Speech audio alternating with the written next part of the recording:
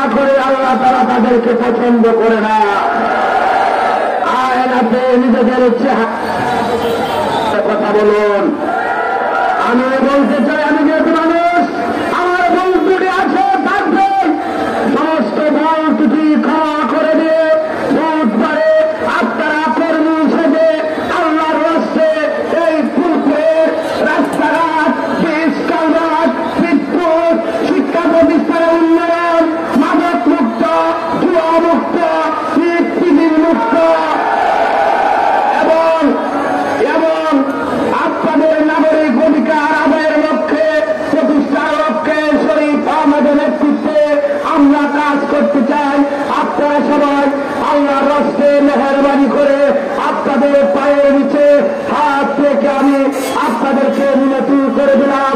আর আজকে আপনারা যারা এসেছেন, আমি আগে বলেছি কৃতজ্ঞতা জানানোর ভাষা আমার নেই। ফুলপুরে বিগত 25 বছরের মধ্যে আমার জানা মতে এত বড় মিছিল আমি দেখি নাই, আবেগে আপ্লুত।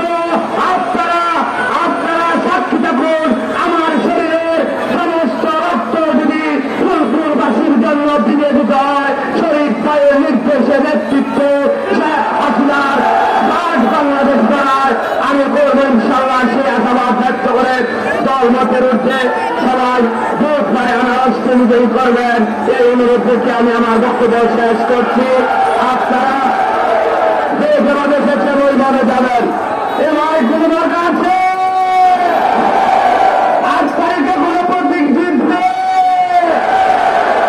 শেখ হাসিনার স্মার্ট বাংলাদেশ গড়তে কোনো মার্কা আছে,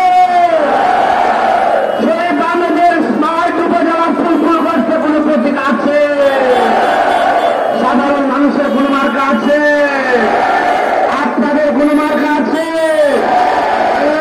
কোনছে মার্কা? সবাই বলেন আনারস, আনারস, আরো জোরে কলা পাঠাও, চিল্লায় এই সবাইকে ধন্যবাদ।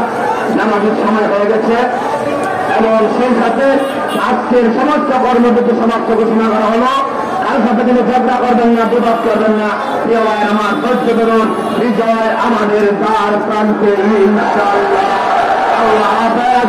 আসসালামু আলাইকুম ওয়া রাহমাতুল্লাহি ওয়া বারাকাতুহু।